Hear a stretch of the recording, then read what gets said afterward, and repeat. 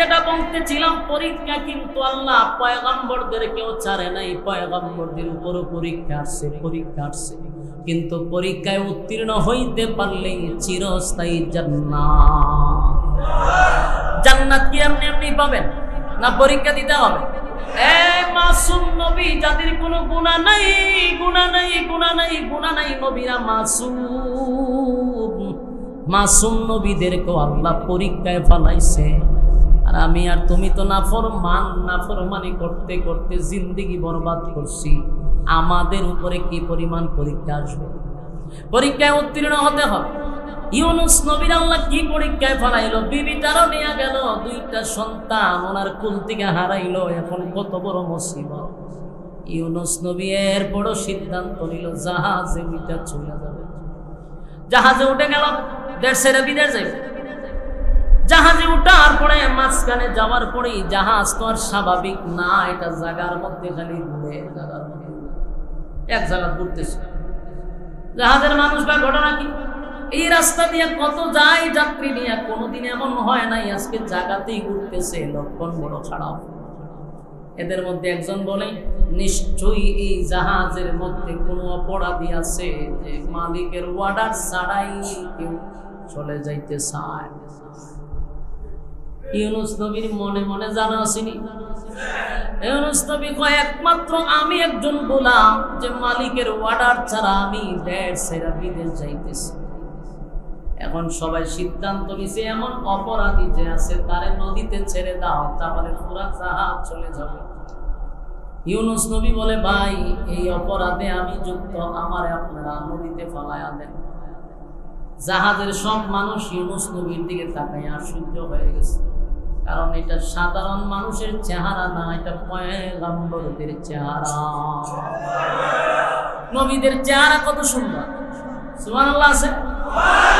এই কিতাবে লেখছে, যেই জামানায় যেই নবীর আল্লাহ পাঠাইতো, ওই জামানায় নবীর থেকে সুন্দর আল্লাহ কাউরে বানাইতো না। নবীর চেহারার দিকে তাকাইয়া মানুষ 1 মিনিট একেবারে স্ট্রং হয়ে গেছে। সপ্পনা এত সুন্দর মানুষ, রাজপুত্র, উনি তো গোলাম হইতে পারে না, উনি মালিক হইব, গোলাম হইব কেন? আর ইউনুস নবী তো জানে যে কোন মালিকের কথা বলছে, মানে এরা তো বিধর্মী। ইউনুস নবী কয়, আমি গোলাম, আমি মালিকের অর্ডার ছাড়া দেশ ছেড়ে বিদেশ যেতেছি, আমার তাড়াতাড়ি নদীতে নিক্ষেপ করো, তাহলে তোমরা বাঁচবা। এরা হয় হুজুর সব বনস করে দিচ্ছে। এই মুহূর্তে যদি আমরা নদীর ফেলাইয়া দিই, তাহলে এখন তো ফানির উপর দিয়া ঘুরে আপনারা ফালাইলে এটা ফানির নিষেধা করবো। এরকম কামেল লোকরে আমরা ফালাইতে পারতাম। আপনি আসেন দিকটা আমরা বাচ্চা আছি, সুতরাং আপনারা ফালাইব। হেরা কোনোভাবে ইউনুস নবীর কথা মানতে না, চেহারা সুন্দর, দেখতে বুজুর্গ, এমন লোকরে আমরা কেমন নদীতে নিক্ষেপ করি? না না না, সব আপনারা ফালানি যেত। হেরা 3-4 জন ডেকে হয়, তুই লাম তোরে গোলামের মতো লাগে, তোরে ফালাইতে পারি। এখন এটা কি মগের মূল লোক নেই, জুরজার মূল লোক কা ফাইজলামি পাইছ বেটা। আর কেউ আর রাজি হয় না, রাজি জন না বলে তো কেউ তার নদীতে পড়তে রাজি না। মরণ লাগে তো সবাই একসাথে মরবো, 2 সাইডে তো মইরা জায়গায় আমরা তো বেঁচে গেলাম। কেউ কি ইচ্ছা করে মরতে চাইব? কথা হয় না ঠিক? করে লটারি মারো, হয় এটা ঠিক।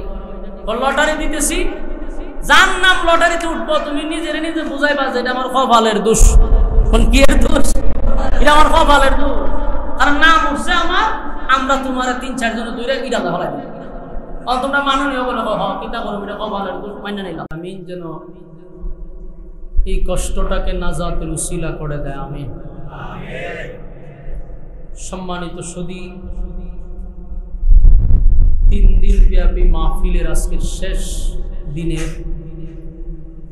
একটি অধিবেশনে আমি আপনাদের সামনে উপস্থিত হয়েছি দ্বীনি কিছু কথা বলার উদ্দেশ্যে। আল্লাহ রাব্বুল আলামিন ইখলাসের সাথে বলার, আপনাদেরকে ইখলাসের সাথে শ্রবণ করার তৌফিক দান করুন, আমিন। এক তো প্রচন্ড গরম, অন্যদিকে বাহিরে বৃষ্টি, এরপরেও মানুষ দাঁড়িয়ে আছে, বসে আছে, এটা একমাত্র লিওয়াজিহিল্লাহ, আল্লাহর ভালোবাসা। দুনিয়ার কোনো স্বার্থের জন্য মানুষ এতটুকু কষ্ট করে কেউ দাঁড়িয়ে নেতার বক্তব্য শুনতে কেউ আসবে না। এটা রাসূলের মহব্বত, আলেমদের মহব্বত আপনাদেরকে ঘর থেকে বাহির করে নিয়ে আসছে। আমরা দোয়া করি আল্লাহ তাআলার জন্য আপনাদেরকে এইটার উসিলা, নাজাতের উসিলা করে দেয়। যেহেতু মসজিদের ভিতরে খোলা মাঠে বক্তব্য আর মসজিদের বক্তব্য দুইটা কিন্তু ব্যবধান আছে, যে কথা বলে সে বুঝে। এই জন্য স্টেজ প্রোগ্রাম আর মসজিদের প্রোগ্রাম দুইটা ভিন্ন। এরপরও আমি আপনাদের সামনে কিছু কথা আল্লাহ যেন বলার তৌফিক দেন। আপনার ধৈর্যের সাথে যদি শ্রবণ করেন, কিছু বলতে চাই। মুনাজাত পর্যন্ত আসেন ইনশাআল্লাহ। আমরা পৃথিবীতে যারা আসছি এবং আরো আসবে কিয়ামত পর্যন্ত, যারাই আমরা আসছি এবং এখনো আসি, কেন আসছি এই বিষয়টা আমাদের একটু জানা দরকার, বোঝা দরকার।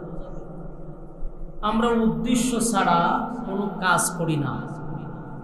যে কোনো কাজ করি পিছনে কোনো উদ্দেশ্য থাকে।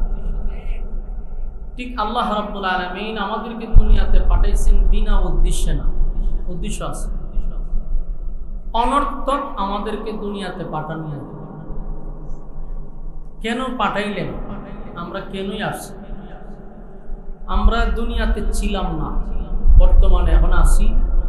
আবার আমরা থাকবো না চলে যাব? এটা তাহার জায়গাও না। তাহলে আমরা এক জায়গার থেকে খালি আরেক জায়গায় যাই, ঠিক না? স্থির হইতে পারতেছি। ছিলাম না, আসছি, আবার চলে যাব। তাহলে আমরা আসলে কেউ থাকার জন্য এখানে আসি নাই, যেতে হবে 100%। ছিলাম কোথায়? বলে ইনডাইরেক্ট, ডাইরেক্ট না, ইনডাইরেক্ট। আমরা জান্নাতেই ছিলাম। জান্নাতে কিভাবে? বাপ মা যদি জান্নাতে থাকে, আমরাও জান্নাতেই ছিলাম। আব্বা আম্মা দুনিয়ায় আসছে, আমরা আসছি। তারা চলে গেছে, আমরাও চলে যাব। তবে তারা গুইরা কিন্তু আবার জান্নাতেই যাবে। সন্তান হিসাবে আমাদের টার্গেট হলো আমরা যেন আব্বা আম্মার কাছে যাইতে পারি। তাহলে আমরা আল্লাহ ঈশ্বর দুনিয়ার মধ্যে কেন পাঠাইনি? যেটা পাঠাইছি একমাত্র একটা পরীক্ষা দেওয়ার জন্য। আর এই পরীক্ষার উপর ডিপেন্ড করবে তুমি চিরস্থায়ী কোথায় থাকবা। যেহেতু আমরা একটা দৌড়ের উপরে আছি, স্থির না। আসলাম এক জায়গায়, আসি এক জায়গায়, আবার এখানে থাকবো না। কিছু সময়ের জন্য দুনিয়া আমাদেরকে রাখা হয়েছে একটা পরীক্ষা দেওয়ার। পরীক্ষা ফার্স্ট ফেইলের মাধ্যমে আমাদের জায়গাটা আমরা ঠিক করে নিব। আমরা আসলে কোথায় স্থির হয়ে থাকতে চাই, এটা আমাদের পরীক্ষার রেজাল্টের উপরে ডিপেন্ড করে। রেজাল্টের উপরে ডিপেন্ড করবে আমরা কোথায় চিরস্থায়ী থাকব। এখন আমরা আসি সবাই একটা পরীক্ষার হলের ভিতরে। দুনিয়াতে অনেকেই এখানে স্কুল, কলেজ, ভার্সিটি, মাদ্রাসায় পরীক্ষা দিচ্ছেন। পরীক্ষার সময় কিন্তু বেশি দেওয়া হয় না, সর্বোচ্চ 3 ঘন্টা। আপনারা কি কম? 3 ঘন্টা সময় দেওয়া হয়। 3 ঘন্টার ভিতরে আপনি যা লেখা লেখেন। 3 ঘন্টা পরে আপনি জোর করেও থাকতে পারবেন না, হল কর্তৃপক্ষ আপনাকে বাইর করে দেবে। 3 ঘন্টার ভিতরে আপনার যতটুকু অধিকার আপনাকে দেওয়া হবে। মেধাবী ছাত্র, ভালো ছাত্র, রেজাল্ট ভালো, এমন ক্লাসের 1 নম্বর ছাত্রর যে সুযোগ সুবিধা, একেবারে 11 মার্কা ছাত্রর একই সুযোগ সুবিধা না, ভিন্ন কোনো সুযোগ সুবিধা আছে? পরীক্ষার হলের ভিতরে কেউ প্রশ্ন পাওয়ার পরেই সাথে সাথে কেউ লেখে না। অনেকে প্রশ্ন পাওয়ার পরে প্রশ্নটা ভালো করে দেখে।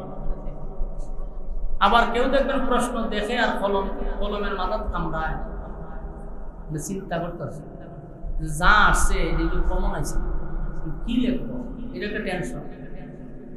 আবার কেউ আছে কি লিখবো হইয়া সে বসে রয়েছে, চিন্তাটা আছে। অনেকে প্রশ্নটাই বারবার লেখা শুরু করে, কাগজ তো করতে হবে। কেউ আছে বসে বসে কবিতা একটা মগজ আছে তিনি লেখে। এরকম অনেক ছাত্র আছে যেটা প্রশ্ন তার কমন না করার কারণে বিভিন্ন জিনিস লিখে। আমি একটা এক্সাম্পল দিই। আমি আলিয়াতে পড়ছি। আলিয়া পড়ার সময়, স্কুলে পরীক্ষা দেওয়ার সময় আমাদের পাশে এক ছাত্র আছে, হে বইয়া বইয়া দেখি দুরূদ শরীফ লেখতেছে। দোয়ায় গুণত নেই। আমি জিগের ভাই কি পাইছে না, ও ভাই কাগজ তো বড় না, কাগজ তো ফিল আপ করো না, তুমি বইয়া বইয়া দূর শরীফ লিখতেছে। পরবর্তীতে খবর নিয়ে দিয়েও ফাঁস করছে। আমার কথা বুঝতেছে? সোনার বাংলাদেশের লেখাপড়া না, পাস করা ক্লাস আমরা একদিনও করি না, এরপর আমরা পাস। বাংলাদেশের অতীতে অটু পাস, কিন্তু আমরা অটু পাস ছিল না, পরীক্ষা দিয়ে পাস হয়েছে, কিন্তু কোন রকম কাগজটা করতাল হয়েছে। এটা তো বাংলাদেশের পরীক্ষা, মানুষের তৈরি করা পরীক্ষা। ঠিক আল্লাহর পরীক্ষা আর মানুষের পরীক্ষা সমান নেই। তো কাগজ দেখলাম হে পুরা কাগজ সব করছে, এরপরে আবার কাগজের জন্য আবদার করছে, তাই না কাগজ আবার দিচ্ছে। তো ভালো ছাত্র সে সঠিক উত্তর দিয়েও পুরা কাগজ ফিল আপ করার পরে যখন কাগজ চায় তারাও দেয়, যে উল্টা পাল্টা লিখে কাগজ পড়ায় তারাও কাগজ দেয়। বলুন অধিকার সমান কিনা? সমান, অধিকার সমান। কারণ 3 ঘন্টা, 3 ঘন্টার ভিতরে তুমি যা চাইবা দিতে পারবে। 3 ঘন্টা পরে কি আর লিখতে থাকতে পারবে? যেমন আমাদের পরীক্ষার ক্ষেত্রে এমন হচ্ছে 3 ঘন্টা শেষ, কাগজ নিতেছে, এর মধ্যে আমরা লেখা শেষ হয়েছে না। অনেক সময় দেখা যায় লেখা শেষ হয় না, এরপরে কাগজটা টান দিয়ে নিয়ে গেছে। আপনারা ক্ষেত্রে এরকম হয়েছে নি? টান দিয়ে নিয়ে যায়, মানে দেয় না, বলতে স্যার 1 মিনিট এরপরে টানা লয়ে যায়, মানে 1 মিনিটও দেওয়া যাবে। পরীক্ষার সময় শেষ, বের হোক। ঠিক তেমনি ভাবে আল্লাহ বলেন দুনিয়া একটা পরীক্ষার হল। পরীক্ষার হলের ভিতরে ভালো ছাত্রের যেই সুযোগ সুবিধা, খারাপ ছাত্রেরও সেই সুযোগ সুবিধা। পরীক্ষার হলের ভিতরে বেনামাজির যেই সুযোগ সুবিধা, নামাজি ব্যক্তির সেই সুযোগ সুবিধা। নামাজি ব্যক্তিরও আল্লাহ যেই টিউবওয়েলের পানি খাওয়ায়, বেনামাজিরও সেই টিউবওয়েলের পানি খাওয়ায়। নাস্তিক যদি আল্লাহর সকালে গালি দেয়, তারপরও তার জন্য যেই খাবার, মুসলমান মুমিন ব্যক্তির জন্য সেই খাবার। না কোনো ভিন্ন সিস্টেম আছে? নাস্তিকের জন্য যেই সূর্যের আলো, মুমিনের জন্য সেই সূর্যের আলো। কেন? বলে পরীক্ষার হল। বলুন কেন? পরীক্ষার। আমরা অনেক সময় আমাদের একটা থাকে, সব সময় অভিযোগ থাকে যে আমি আল্লাহর ইবাদত করি, নামাজ পড়ি, রোজা রাখি, হজ করি, যাকাত দেই, রাসূলের তরিকা অনুযায়ী জীবনযাপন করি, আমার উপরে খালি মুসিবত আর মুসিবত। অমুকে তো নামাজই পড়ে না, এত খুব সুন্দর চলে, আছে না? হেরা তো আল্লাহ খাওয়া। বলে এটা অ্যাকশনের জায়গা না, এটা অ্যাকশনে। আমি এক্সাম্পল দিলে বুঝতে পারবো। পরীক্ষার হলে যদি কেউ বৈশা বৈশা গান লেখে, এক্সাম্পল দিতেছে, মনে করে নিয়ে বইয়ে বইয়ে মমতাজের ফাইটটা যা গান লিখতেছে। তো অফিসে এই পরীক্ষার হলে দেখবেন মাঝখান দিয়ে একজন শিক্ষক হাঁটাহাঁটি করে, দেখছেন আপনারা যারা পরীক্ষা দিতে জানেনি, উনি মাঝে মধ্যে দেখবেন এরকম একজন ছাত্র দাঁড়ায়, কতক্ষণ দাঁড়ায় আর কাগজের বাইরে চাইয়া থাকে, কতক্ষণ, কিন্তু স্যারে বুঝতেছে যে হ্যাঁ যা লিখতেছে এর দ্বারায় ফাঁস করার কোনো সম্ভাবনা। এরপরে কি স্যারে তারা বাধা দেয়, বলে আরে লিখতে পারবি না। ক্লাস টাইমে যেমন বেতের আঘাত করে, পরীক্ষার হলে কি বেতের আঘাত দেয়? স্যারের সামনে গান লিখতেছে, কিছু করার নাই, লিখতে থাক। রেজাল্ট আউট হওয়ার পরে বুঝতে পারবি তুই কোন আকাম কোকাম করছস। স্যারে বাধা দেয়। সুযোগ সুবিধা তার সমান, গান লিখলেও সুযোগ সুবিধা আছে, বাধা দেয়। ঠিক দুনিয়াটা পরীক্ষার হল। এখানে যদি কেউ আল্লাহর হুকুম অমান্য করে তারও সুযোগ সুবিধা দেয়, যে আল্লাহর হুকুম মানে তারও সুযোগ সুবিধা দেয়, কারণ অ্যাকশনের জায়গা না। বলে এরা ঠাডা হরায় মারে না কেন? বলে না, এটা তো পরীক্ষার হল, এখানে ঠাডা হলে তো কেন? এই জন্য ঠাডা হলায় মারে না, কারণ পরীক্ষার হলে বিচার হয় না, বিচার হয় রেজাল্ট আউট হওয়ার পর। তো রেজাল্টটা আউট হবে কোথায়? হাসরের মাঠে। বলুন রেজাল্ট আউট হবে কোথায়? এখন আমরা যারা জীবন যাপন করতেছি, দৈরা নিবেন, আমাদের কিন্তু পরীক্ষা চলতেছে। বলুন আমাদের কি চলতেছে? এখন তামসা করতে থাকে, বলে নামাজ পড়ি না, কি হয়েছে? বলে নামাজ ফরজ তাতে কিতে হইতো, তোর যেমনি মনে যেমন চলতে থাকে। রেজাল্ট আউট হইলে পরে বুঝবি কিতা হয়েছে, এটা তো হাসরের মাঠের নে বুঝবি। এখন কি তোর কইব কি হয়েছে? রেজাল্ট কি এখন আউট হইব? দেখি বাংলাদেশ নিজে প্রশ্ন উত্তর আগে পাস করে দিব, এটা তো হাসরের মাঠ। এটা রেজাল্ট আউট হবে হাসরের মাঠে, তখন বুঝবি যে তুই নামাজ পড়ছ তাতে কিতা হয়েছে, কি হয়েছে এটা হাসরের মাঠে দেখা যাবে। কি হয়েছে এটা দুনিয়াত না। এই জন্য যারা বেড়াগিরি দেখায় মস্তানি করে, বলে মস্তানি কেন কইরা না, কারণ হলের ভিতরে তো তোর সাইলেও ফিটা দিত না, তোর সাইলেও কেউ সাইজ করতো না, কারণ হলের ভিতরে বই রয়েছে। হল থেকে বাইর রেজাল্ট আউট হোক, এরপরে বুঝবি কত প্রকার ও কি কি বাস্তব না বাস্তব। Result out. পৃথিবীটা পরীক্ষা, পরীক্ষা ছাড়া কেউ কোনো কাজ কোনো দিক দিয়ে আগে আগাইতে পারছে? দুনিয়ার সিস্টেমই দেখেন, আপনি একটা উন্নতি হইতে গেলে, একটা ভালো একটা অবস্থানে যেতে গেলে আপনাকে পরীক্ষা দিতে হবে, কথা কয় না? তাহলে জান্নাত পাইবেন চিরস্থায়ী পরীক্ষা ছাড়া, এটা পাবেন কিভাবে? নবী রাসূলগণ, আমাদের আহলে সুন্নাত ওয়াল জামাতের আকীদা হলো তাদের কোনো গুনাহ নাই।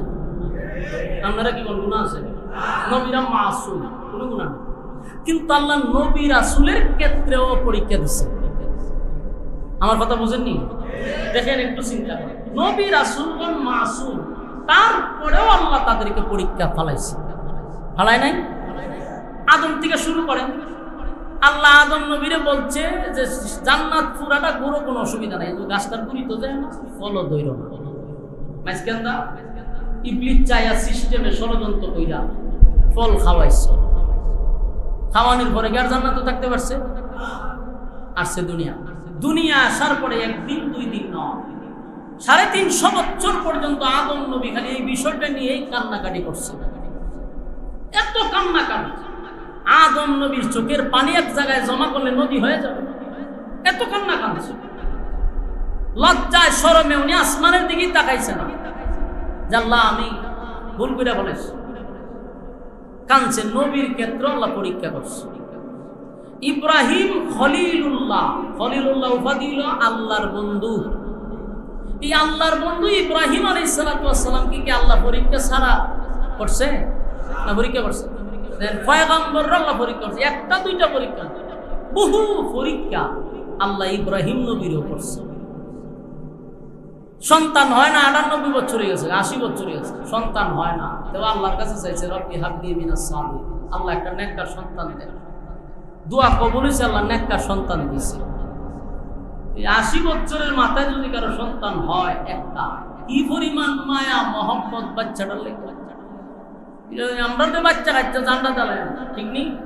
একটু না দেখলে কত কষ্ট লাগে। আর 80 বছরে গিয়ে বাচ্চা হয়েছে, কি মহব্বত। এর মধ্যে আল্লাহ পরীক্ষা তোলাইছে। পরীক্ষা কি? স্বপ্নে দেখায় যে তোমার সবচেয়ে প্রিয় জিনিসটাকে আমার রাস্তায় কুরবানি করে। কত বড় পরীক্ষা। ইব্রাহিম আলাইহিস সালাতু ওয়াস সালাম 100 উট কুরবানি করছে, কিন্তু পরের দিন স্বপ্ন আবার একই দেখায়, আবার উট জবাই করলেন, একই স্বপ্ন দেখে। কিন্তু উনি তো খলিলুল্লাহ, বুঝতে পারছে যে আমার সবচেয়ে প্রিয় যে জিনিসটা এটা তো আমার সন্তান। আমার আল্লাহ যে তোমার প্রিয় জিনিস চায়, তাহলে আমার সন্তানকে আমি আল্লাহ রাস্তায় দিয়ে দেব। ইতিহাস সবাই জানেন, বলতেছি। এরপরে তো আপনারা জানেনই, ইসমাইল আলাইহিস সালামকে আল্লাহ স্বপ্নে দেখানোর কারণে ওনাকে কুরবানি করার জন্য নিয়ে গেছে। আল্লাহ যেটা চাইছিল যে পরীক্ষায় পাস করছে কিনা, যখন ছুরি লাগায়া দেয় আল্লাহ পরীক্ষায় পাস। সুবহান। আমি তোমার ছেলেকে টুকরা করতে চাই না, আমি তোমার পরীক্ষা করতে গেছি, পরীক্ষায় তুমি পাস। অসংখ্য পরীক্ষা। আগুনে ফাল নিক্ষেপ করলো, ইব্রাহিম আলাইহিস সালাম আগুনের ভিতরে পড়ে গেছে, আল্লাহ হয় পরীক্ষায় পাস। অসংখ্য পরীক্ষা নবী রাসূলকে করছে। আল্লাহ রাব্বুল আলামিন ইউনুস পয়গম্বর, নিষ্পাপ পয়গম্বরকে পরীক্ষা ছাড়া না পরীক্ষা করছে, কথা হয় না? দাওয়াত দেয়, অনেক দাওয়াত দিছে ইউনুস পয়গম্বর, কিন্তু ইতা কালেমা পড়ে না। যারা দাওয়াত দেয় কালেমা পড়ে, তো সে ইউনুস পয়গম্বর কয় যে তোরা যে কালেমা পড়স না, গজব হবে তোরার উপরে। এরা আরো টিটকারি করে, কত গজব আয় না করে। চিন্তা করেন এটা কত তেরা লোক। নিনুয়া নামক একটা শহর ছিল, শহরের মানুষগুলা কি পরিমাণ তেরা, কত আয় না করে। ইউনুস নবী কয় আল্লাহ এটা দিয়ে আরো উল্টা কয় আয় না করে। আল্লাহ আইব। আবার কয় ইউনুস নবী 40 বছর পর্যন্ত দাওয়াত দেয়, কিন্তু কালেমা পড়ে না। শেষে বললো যে তোমার উপরে গজব আইব, কতক্ষণ গজব পাঠাইতো আমরা রেডি। শেষে ইউনুস নবীর আল্লাহ বলল যে জান আপনি গজব আমি দিমু, 3 দিনের ভিতরে গজব আইতেছে। নিয়ম ছিল গজব আসলে নবীরা এলাকা ছাইরা ভিন্ন জায়গায় চলে যায়।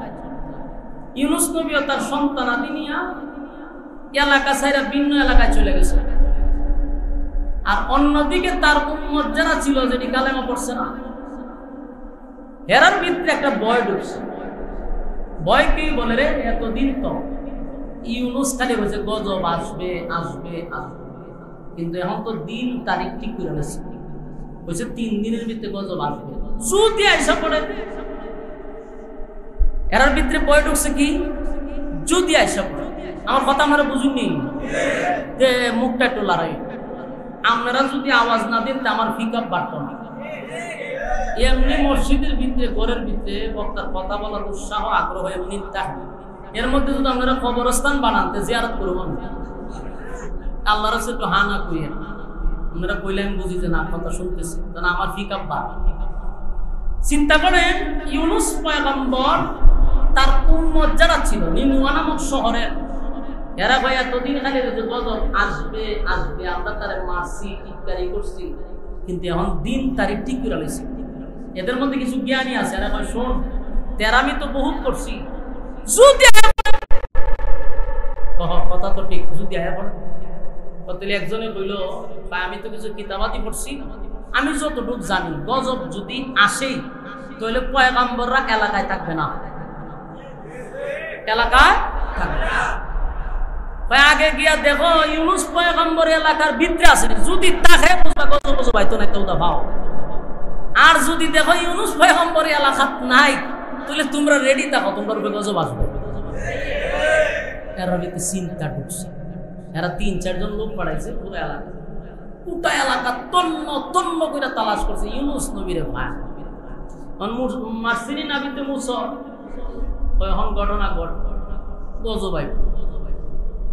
আর ইউনুস পয়গম্বর তার সন্তানাদি লইয়া ই এলাকা ছেড়ে দিছে, এইদিকে এরা পড়ছে মুসিবত গজব। তাই অপেক্ষা করতে করতে দেখে হঠাৎ করে ছায়া দেয় 3 দিন 3 রাত যখন যাইতেছে গা, তখন দেখে চতুর্দিকটা অন্ধকার হয়ে গেছে।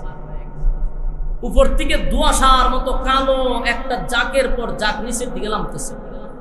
এরা বুঝা লাইছে যে লক্ষণ ধরে নিছে, পাকড়াও করছে। এখন কি করা যায়? এখন তো চিল্লাই লাভ নাই, ইউনুস নবী নাই। এখন এরা খান্দার বাইরে কি করলাম, কত ওয়াজ করছে আমরা হুজুররা, পাত্তাই দিছি না। হুজুরে ওয়াজ করে মসজিদ, আর আমরা কেন বই আড্ডা মারি। তখন তো ঠিকই ধরে লিছিলাম ইউনুস নবীর উম্মতেরা হয় কত ওয়াজ করলো, ইউনুস নবী আমরা তারা মানলাম, আয়া করছে তো যাও।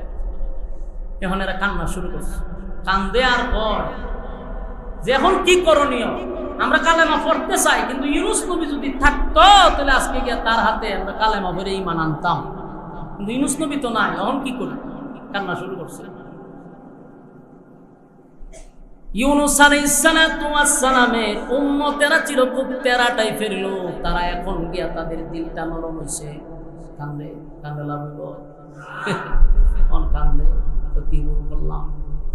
ইউনুস যদি থাকতো তাহলে তার হাতে পায়ে ধরে আমরা কালে মাটা পরে নিতাম, গজব তো খুব কাছাকাছি। হঠাৎ করে দেখে শুধু কালো নাই, এখন ভয়ানক শব্দ হইতেছে।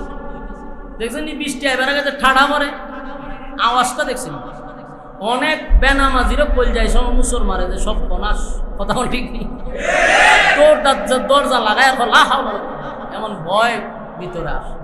ই আওয়াজ না, এটা তো গজবের আওয়াজ, এটার সে আরো বেশি ডাবল আওয়াজ, বিকট থেকে বিকট আওয়াজ হইতেছে, ভয়ানক শব্দ হচ্ছে। আর ইউনুস নবীর উম্মতেরা ভয়ে তরতর করে কাঁপতেছে, কান্না শুরু করছে। এর মধ্যে একজন বলে, শোনো, ইউনুসের চিন্তা করে এখন আর কোনো লাভ নাই, কারণ আমাদের মাথার উপরে কিন্তু গজব চলে আসছে, সমানে ধ্বংস করে দিবে। আমরা যখন ইউনুস নবী নাই, তাহলে নিজে নিজে যতটুকু পারি ইউনুসের রবের উপরে আমরা ঈমান আনব। ইউনুস নবীর উম্মতেরা সবাই ঘর থেকে বাহির হইয়া মাঠে আইসা 2 হাত তুলে কান্দে আর বলে, রব ইউনুস ইউনূস নবীর প্রভু আমরা এতদিন বুঝতে পারি নাই, আমরা এতদিন বুঝি নাই আপনার নবীর সঙ্গে আমরা অন্যায় করছি, অপরাধ করছি, বেয়াদবি করছি, কিন্তু আপনার নবী থাকলে মাপ চেয়ে নিতাম, আপনার উপরে ঈমান আনতাম, কিন্তু আপনার নবী আমাদেরকে ছেড়ে চলে গেছে। এখন কার কাছে গিয়া কালেমা পড়ি? নিজে নিজেই কালেমা পড়লা আর বলল আল্লাহ অন্যায় করছি গো, অপরাধ করছি, আপনার নবীর সঙ্গে বেয়াদবি করছি, আর কোনোদিন এমন বেয়াদবি করব না, আপনার হুকুমের অমান্য অবাধ্য হব না, আমাদেরকে মাফ করে দেন। কালেমা পড়লাম। আল্লাহ বলেন জিবরাইল রে, আমি তো গজব দিতে চাইছিলাম নাফরমানদের উপরে, বেঈমানদের উপরে, যারা আমি আল্লাহকে অস্বীকার করে, কিন্তু এখন গজব করবে যারা আমার স্বীকার করে, যারা আমার উপরে ঈমান আনছে। তাই আমি ঈমানদারের উপরে গজব দিব না, যারা আমার রব হিসাবে মানে, আমি রবের উপরে ঈমান আনছে, আমি তাদের উপরে গজব দিব না। ইউনূস নবীর উম্মতেরা ঈমান আনছে, জিবরাইল গজব উঠায় নাও। আল্লাহর হুকুমে তারা তাকায়া দেখে আস্তে আস্তে কালো যে একটা, আস্তে আস্তে কালো একটা চাকের মতো নিচের দিকে নামতে ছিল, এটার লামে না। সুবহানাল্লাহ, এটার নিচের দিকে লামে না, এখন খালি উপরের দিকে উঠে। আর বিকট থেকে বিকট ভয়ানক যে আওয়াজ ছিল, এটা আস্তে আস্তে কমে গেছে। আস্তে আস্তে কালো যে একটা জাত ছিল, এটা আস্তে আস্তে উপরে উঠে গেছে, বিকট থেকে বিকট আওয়াজ বন্ধ হয়ে গেছে। তার মানে আল্লাহ গজব উঠায় আনিছে। কারণ যখন জমিনে নাফরমানি হয় তখন আল্লাহ গজব দেয়, নাফরমানি যদি না করে আল্লাহ গজব দেয় না। আল্লাহ গজব উঠায় আনিছে। অন্যদিকে ইউনূস নবী তার সন্তান নিয়ে ভিন্ন একটা এলাকায় অবস্থান করলো, কিন্তু এলাকার অবস্থান নেওয়া পর্যায়ে একজন মানুষ, কিছুদিন পরে দেখে একজন মানুষ, নিনুয়া নামক শহরের একজন মানুষ, উনি রাস্তা দিয়া যায়। ইউনূস নবী লোকটারে চিনল আর বলল এইদিকে আসো। নিনুয়া নামক শহরের অবস্থা কি? কারণ ইউনূস নবী জানে 3 দিন হয়ে গেছে, এতদিনে হয়তো বা মাটির সাথে শহর মিশায়া দিছে। নিনুয়া নামক শহরের লোকটা কয় আমি তো এখন খালি আসলাম, কোনো অবস্থা তো কিছু দেখলাম। ইউনূস নবী কয় কোনো গজব টজব আসে নাই, না শহর কি ধ্বংস হয় নাই বলে না। ইউনূস নবীর মাথার উপরে একটা টেনশন চলে আসলো। আল্লাহ নিজের মুখে বলল গজব দিয়া তাদেরকে ধ্বংস করবে। আমিও সরে আসলাম, কিন্তু এখন তারা ধ্বংস হইল না, তারা ধ্বংস হইল না। আল্লাহ কইছে ধ্বংস হয়ে যাবে, ধ্বংস যে হইছে না। আমি যারা কইছি গজব দিয়া ধ্বংস করবো, এরা তো ধ্বংস হয়েছে না, আমারে গেলে তারা বাইরে মেরে লিখব। কথা বল না? কারণ এরা যে এরা যখন কইতাম গজব আসবে তখনই আমারে দৌড়াইতো, আমার উপরে নির্যাতন করত, আমারে কালেমার দাওয়াত দিতে দিত না। আর আমি তাদেরকে দিন তারিখ বইলাছি গজব আসবে। এখন যে গজব আসে নাই, তারার কাছে যদি আমি যাই আমারে বাইরে মেরে লিখব। ইউনূস নবী আর আল্লাহর হুকুমের অপেক্ষা করলেন না, সাথে সাথে সিদ্ধান্ত নিল এই এলাকায় থাকবো না, দেশ ছাইরা আমি বিদেশ চলে যাব। কিন্তু ওই যে লোকটা নিনুয়া নামক শহর থেকে আসে, হেও কিন্তু ঘটনা ভাঙ্গা বুঝে না, কারণ এ জানেই না। যদি ভাঙ্গা কইতো তাহলে তো অসুবিধা ছিল। ইউনূস নবীও কিন্তু কোনো ধরনের বড় ধরনের কিছু করে না, এটা এক ধরনের ওনারও যে অবস্থায় ছিল এটা রাইট ছিল ওনার, কিন্তু ওনার একটা ভুল ছিল যে আল্লাহর পক্ষ থেকে ওহী আসার আগে উনি সিদ্ধান্তটা নিয়েছেন। এখন আসুন, আমাদের আহলে সুন্নাত ওয়াল জামাতের আকীদা হলো নবীরা মাসুম, তাদের কোনো গুনাহ নাই। এই জন্য আমরা এই কথা বলবো না ইউনূস নবী গুনাহ করছে, না ইউনূস নবী যেটা করছিল ওনার জায়গা থেকে এটা ঠিক ছিল, কিন্তু উনি তো আর ওখানকার অবস্থা জানে না। আল্লাহর ওহীর অপেক্ষার আগেই উনি সিদ্ধান্ত নিছে, এটা ওনার ভুল ছিল। ভুল এক জিনিস, গুনাহ এক জিনিস। কথা বলি মানে আমারে কাসিমি সাহেব কইছে আপনি যদি যাইতে চান শাহবাজপুর তুলে ডাইন দিকে যাইয়েন, অথবা বাম দিকে যাইয়েন, আপনি ডাইন দিকে যাইয়েন না। আমি গেছি গা ডাইন দিকে, এটা কি গুনাহ হইছে না ভুল হইছে? ভুল এক জিনিস, গুনাহ এক জিনিস। বিরা গুনাহ করেন, সিদ্ধান্ত ছিল আল্লাহর। ওহির অপেক্ষা না করে উনি দেশ ছেড়ে বিদেশ যাওয়ার একটা প্ল্যান করছে। শেষে করলো কি, বিদেশ যাওয়ার জন্য বাচ্চা হইল 2 জন, বিবি হইল 1 জন। উনি একজন কয়জন? এই 4 জন লোক রওনা দিতে গিয়া হঠাৎ করে একজন দুষ্ট লোক, চরিত্রহীন, সে মহিলা দেখলেই জাপায়া পড়ে। এই দুষ্ট লোকের কিছু লোক আইসা ইউনুস নবীর বিবিকে সিনায়া নিয়ে গেছে। নাউজুবিল্লাহ। সুন্দরী মাই এখন দেখলে জোর করে ধরে লয়ে যাবে। ইউনুস পয়গম্বরের বিবি জোর কইরা লয়ে যাইতেছে। কিন্তু ইউনুস নবীর বিবি বলে যে স্বামী, আপনি যেই কাজে যাইতেছিলেন আপনি যাইতে থাকেন, আমার চিন্তা করেন না, আমার হেফাজতের দায়িত্ব আল্লাহ। নবীর বিবি তো আমার হেফাজত আল্লাহ করবে, আপনি যান। লইয়া ইউনুস নবীর ওয়ানা দিল, দেশ ছেড়ে বিদেশ যাবে। রাস্তায় যাইতে শুরু করলো। ছোট্ট একটা নদী পার হইয়া তারপরে গিয়া জাহাজে উঠতে হয়। নদীর কিনারায় একটা সন্তানরে দাঁড় করাইয়া আরেকটা সন্তানরে কাঁধে করে নিয়ে যাবে। হঠাৎ করে যখন নদীতে নামলো, দেখে ছেলেটারে বাগে এসে হয়ে গেছে। কথা বুঝতেছেন? যে ছেলেটারে নদীর পারে রাখছিল, ওইটারে বাগে আইসা কামড় দিয়ে নিয়ে গেছে। এমন আর রয়েছে এক ছেলে। এই ছেলেটারে নিয়ে যখন নদীতে নামলো, নদীর এত স্রোত, পানির স্রোতের কারণে বাচ্চাটারে আর ধরে রাখতে পারলো না। পানির স্রোতে বাচ্চাটারে বাসায় নিয়ে গেছে। বলুন মুসিবত বাড়ছে না কমছে? এই যেটা বলতেছিলাম, পরীক্ষা কিন্তু আল্লাহ পয়গম্বরদের কেউ ছাড়ে নাই। পয়গম্বরদের উপরও পরীক্ষা আসছে, কিন্তু পরীক্ষায় উত্তীর্ণ হইতে পারলেই চিরস্থায়ী জান্নাত কি এমনি এমনি পাবেন না, পরীক্ষা দিতে হবে। মাসুম নবী যাদের কোনো গুনাহ নাই, নবীরা মাসুম নবীদেরকেও আল্লাহ পরীক্ষায় ফলাইছে। আর আমি আর তুমি তো নাফরমানি করতে করতে জিন্দেগি বরবাদ করছি। আমাদের উপরে কি পরিমাণ পরীক্ষা আসবে? পরীক্ষায় উত্তীর্ণ হতে হবে। ইউনুস নবীর আল্লাহ কি পরীক্ষায় ফলাইলো? বিবিটারও নিয়ে গেল, 2টা সন্তান ওনার কুল থেকে হারাইলো। এখন কত বড় মুসিবত! ইউনুস নবী এর বড় সিদ্ধান্ত নিল, জাহাজে উঠে চলে যাবে। জাহাজে উঠে গেল, দেশ ছেড়ে বিদেশ যাবে। জাহাজে উঠার পরে মাঝখানে যাওয়ার পরেই জাহাজ তো আর স্বাভাবিক না, এটা জায়গার মধ্যে খালি ঘুরে, এক জায়গা ঘুরতেছে।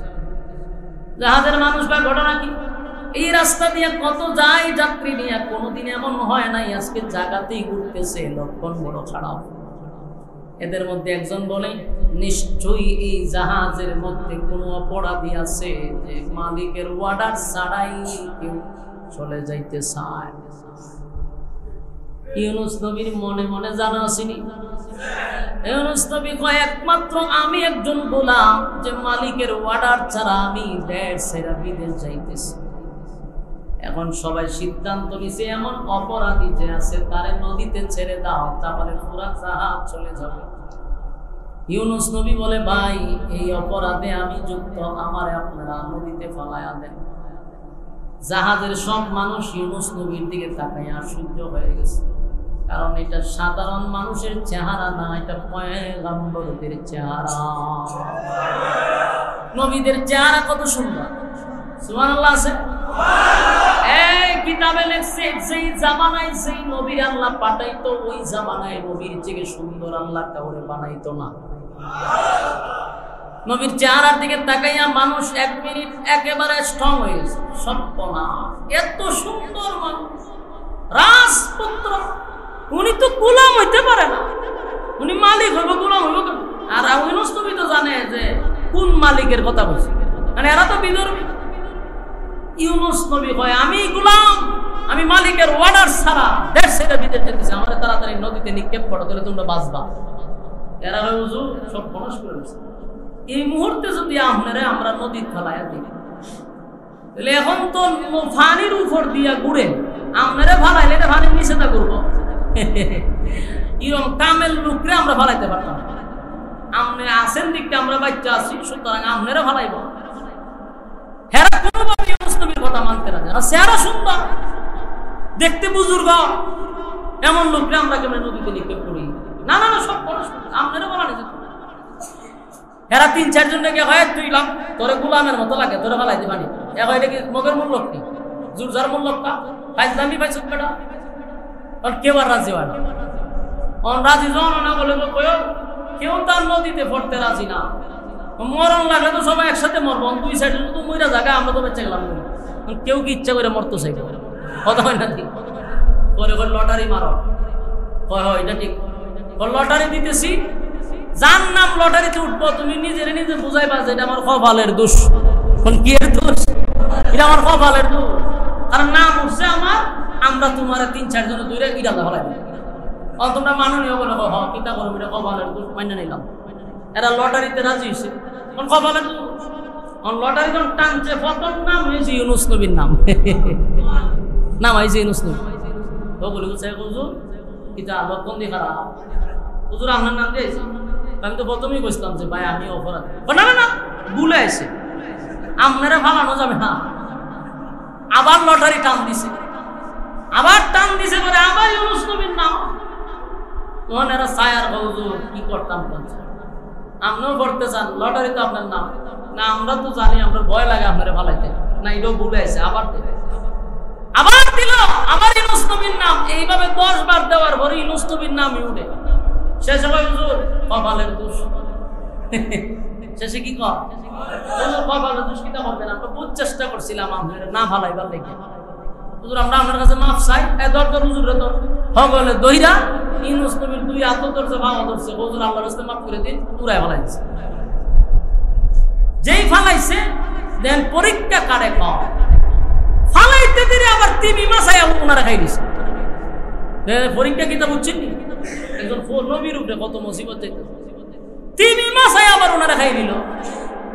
আর যে নদীর উপর দিয়ে যেটা ঘুরতো ঘুরাও বন্ধ, এখন এটা সুজা যাওয়া শুরু করছে। মাদা এক মাছে ইউনুস নবীরে খাই দিল। ইউনুস নবীরে খাই ডাইরেক্ট পেটের ভিতরে নিয়েছে। পেটের ভিতরে নিয়েছে আল্লাহ মাছ রে ভাই তুই গিলছ আমার নবীরে, কথা ঠিক, হজম করার শক্তি আমি আল্লাহ তোরে দেই নাই। হজম করতে পারতে না, ইউনুস নবীরে মাছে হজম করতে পারে না, পেটের ভিতরে রেখে দিছে। এক সিল্লা পেটের ভিতরে লাগাইছে।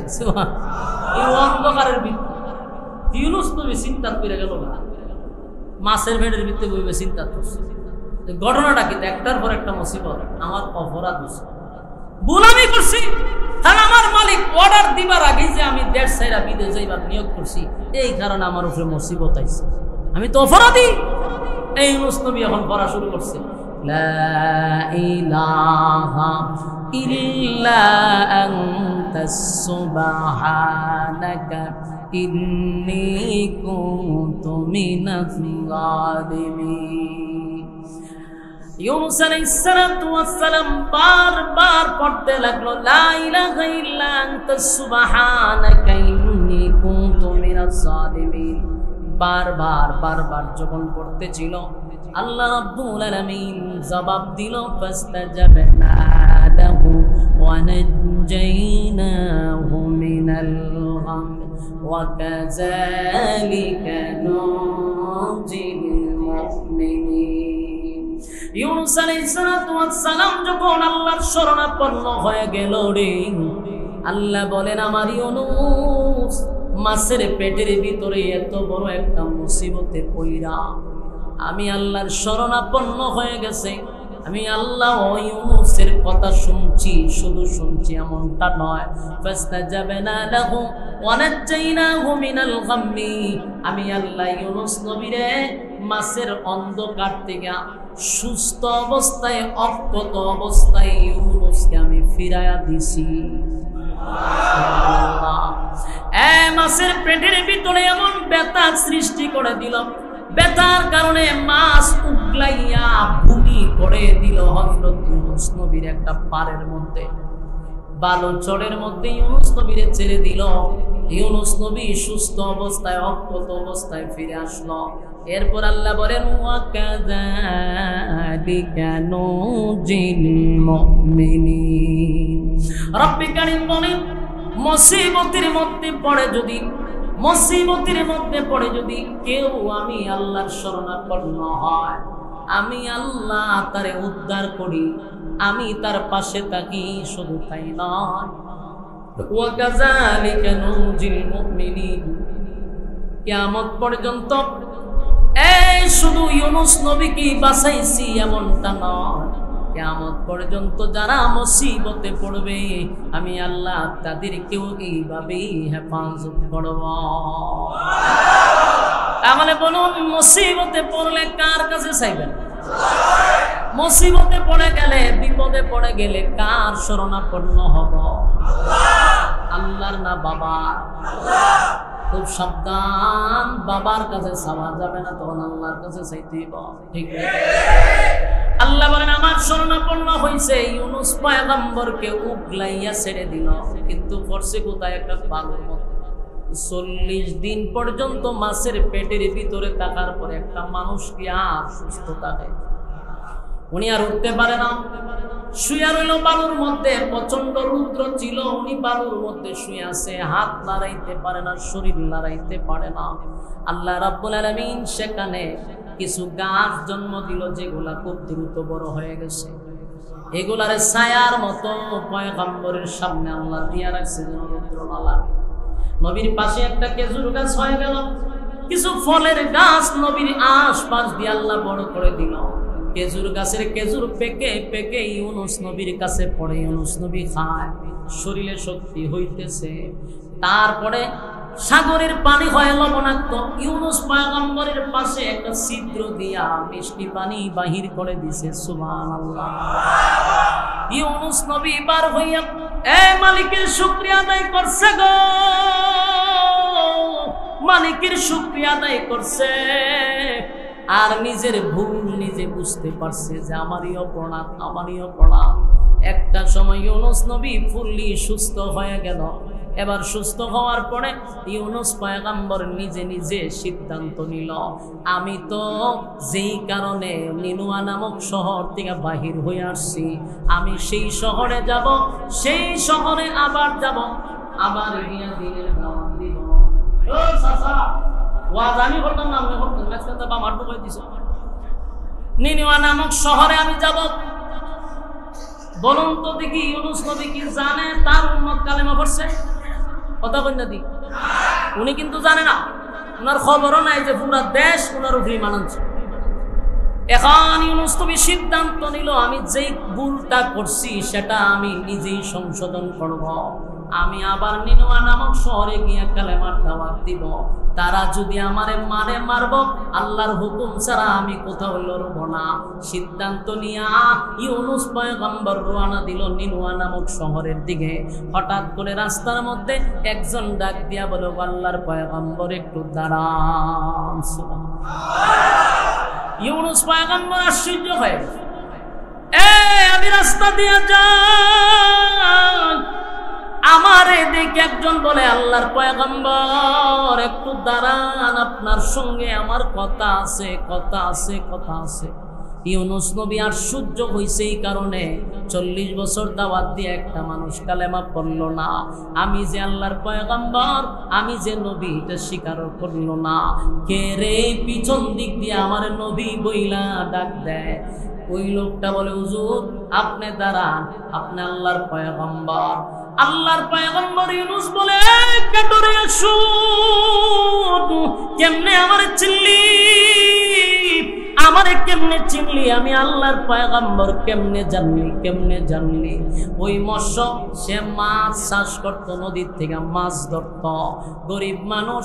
লোকটা বলে, হুজুর আপনার চেহারা দেখে আমি বুঝতে পারছি আপনি দুনিয়ার কোন সাধারণ মানুষ না, আপনি আল্লাহর পয়গম্বর, আপনার চেহারা সাক্ষী দেয়। সুবহানাল্লাহ। ইউনূস নবী চিন্তায় পড়ে গেছে, 40টা বছর দাওয়াত দিলাম, কোনদিন আমারে কেউ নবী বইলা ডাক দিল না। কত মাইর আমারে মারলো, কত লাঞ্ছিত করলো, অপমানিত করলো। আজকে একটা গরিব মানুষ আমারে আল্লাহর পয়গম্বর বলে ডাক দেয়। এবার মাছ যে বিক্রি করে এই লোকটা বলল, হুজুর একটু দাঁড়ান। দৌড়াইয়া গিয়া হঠাৎ করে ওই মৎস্যজীবী যে মাছ চাষ করে এই লোকটা দেখে তার কোলে একটা সন্তান নিয়ে ইউনুস নবীর সামনে বলে, হুজুর এই সন্তানটা কার? বলে, এটা তো আমার ছেলে। ওই জায়গাটা পানিতে শুরুতে বাসায় এনেছে, এই সন্তানটাই না দিছে ইউনুস নবীর শৈল্য বলেন কুলো। ইউনুস নবী তো ছেলে দেখতে অবাক হয়ে গেছে, আমার ছেলেকে তো পানির স্রোতে বাসায় নিয়ে গেছে, আমি তো তারে বাঁচাইতে পারলাম না, পানির স্রোতে আমার সন্তানকে নিয়ে গেল নদীতে, তুমি আমার ছেলেটারে কেমনে পাইলা? বলে, হুজুর আমি গেছি মাছ ধরার জন্য, আমার জালে আপনার সন্তানকে পাইছি, দেখলাম সে জীবিত, তারা চিকিৎসা করলাম, ভালো হয়ে গেছে। বলুন তো, সন্তান হারানোর পরে যদি বাবা তার সন্তান ফিরে পায় কতটা আনন্দ। আপনার ছেলে যদি হারায় যায়, বিজ্ঞপ্তি দিয়েছেন, পেপার পত্রিকায় দিয়েছেন, বাবা কি সময় ঠিক থাকে?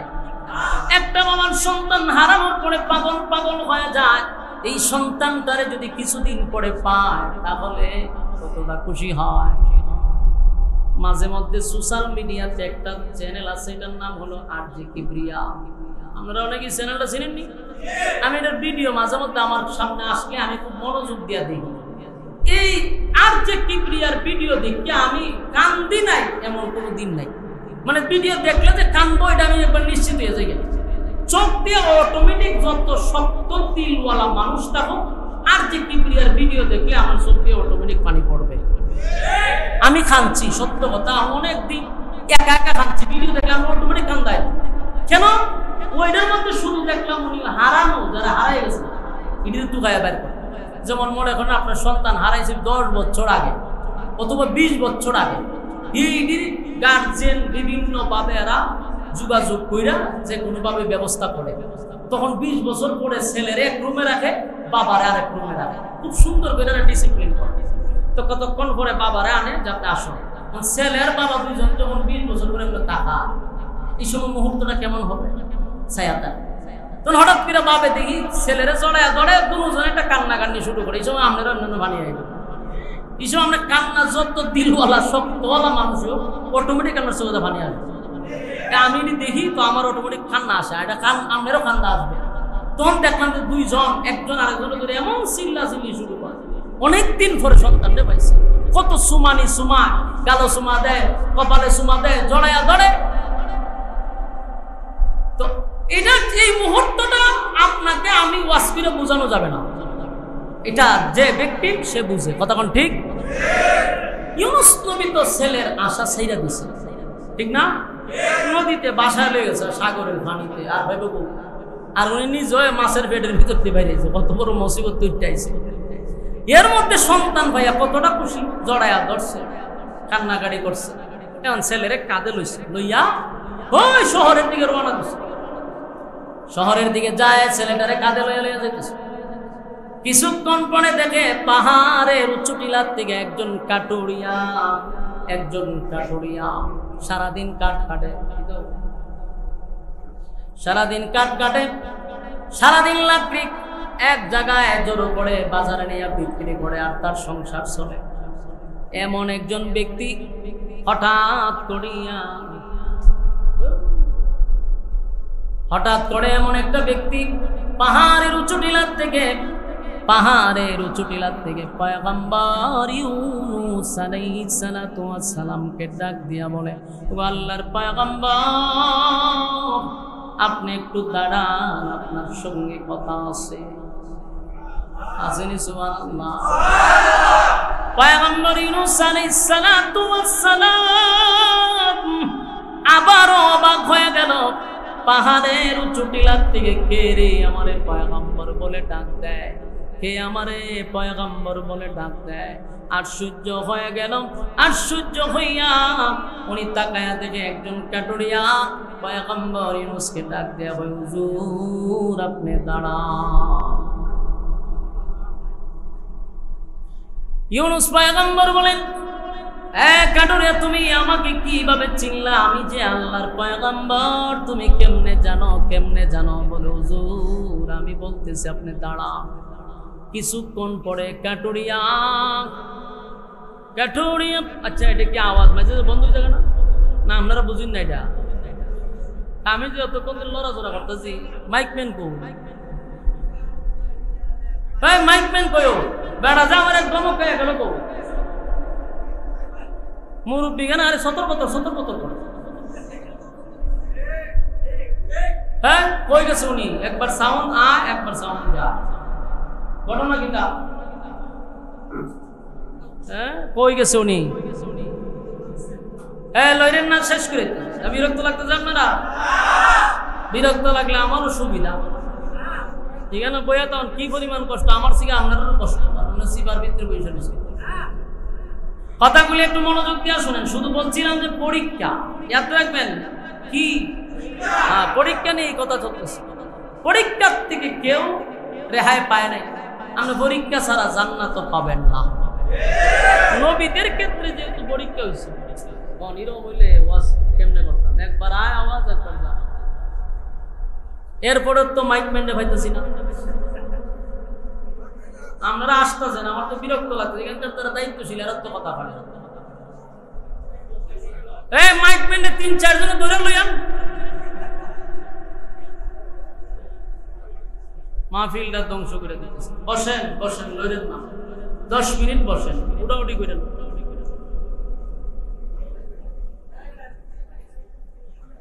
না কোনো লাভ নাই আমি চিল্লাইতেছি কে বাহিরের এখানকার যারা দায়িত্ব এরাও শুনে না আচ্ছা বসুন শেষ করে দিতেছি বসুন এখন যে বিষয়টা বলতেছিলাম ইউনুস পয়গম্বর একজন আল্লাহর পয়গম্বর ঠিক না উনি প্রথম রাস্তা দিয়ে যায় ওনার এক সন্তান ফিরাই দিচ্ছে কান্দ লইয়া যায় আরেক লোক সারাদিন পাহাড়ে লাকড়ি কাটে এই লোক ওই মাইকম্যান আইসে করতে গাইছে ইতি করেন চাচা মাইক লাগাই আমরা যাইন না বাইরে আনাউরি করতেন লাইকটা বাই করে আমরা একবার যা আওয়াজ হয় একবার যা আমরা কইতারেন না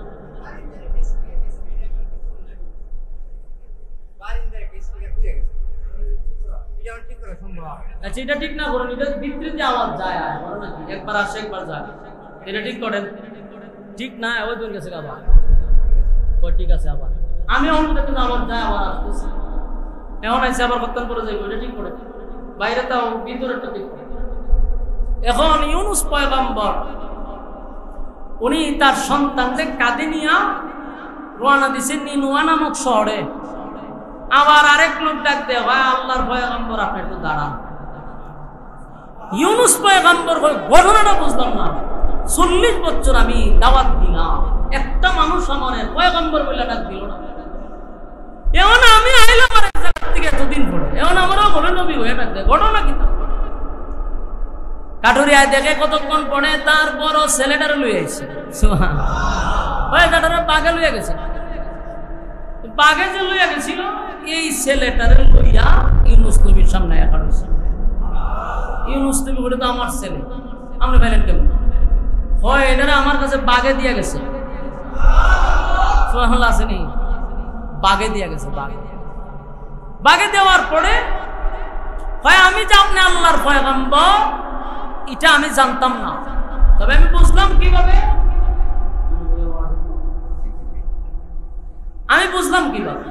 বুঝছি যে এই ছেলেটা যা সে সাধারণ কোনো মানুষ না সাধারণ লোক না বাঘে আমার কাছে কয় এটা আল্লাহর পয়গম্বরের সন্তান সুবহানাল্লাহ এটা আল্লাহর পয়গম্বরের সাবধান বিয়াদবি করিস ওনার কাছে আবার ফিরাইয়া দিবি এখন এই লোক বলে তখনই বুঝতে পারছি আর আমি চিনছিলাম আপনার খানদোজ একটা লইয়া ঘুরতেছে এটা যে এটার বাই চেহারা দিকে বুঝছি বাইরে বাইরে চেহারা মিল দেখে না দিকে বুঝছি যেটা আপনার করে বড় ছেলেরে ফিরাইয়া দিল দুই ছেলে পাইয়া ইউনুস নবী খুশি না বেজা খুশি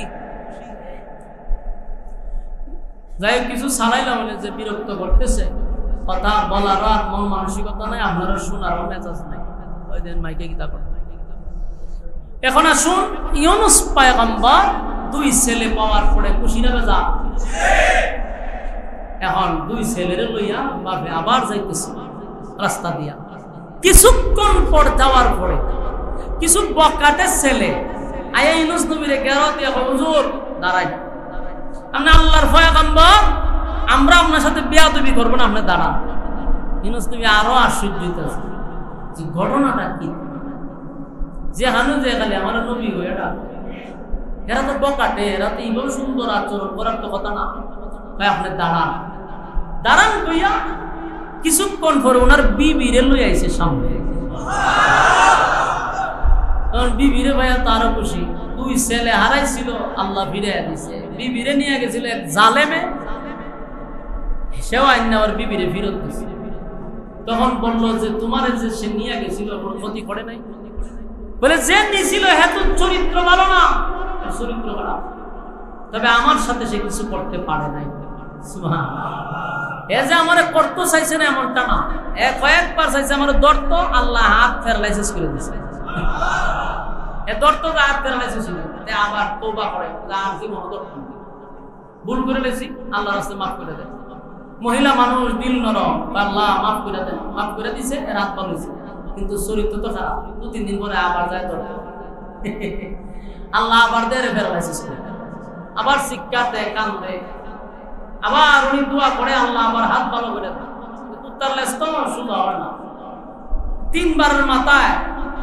এরপরে ইউনূস পয়গম্বরের বিবি বলে যে ঠিক আছে তুই এইভাবেই থাক, তুই লড়াচড়া করিস না, তোর খাচ্ছত বালা না। প্যারালাইসিস অবস্থা ফিরে রয়েছে।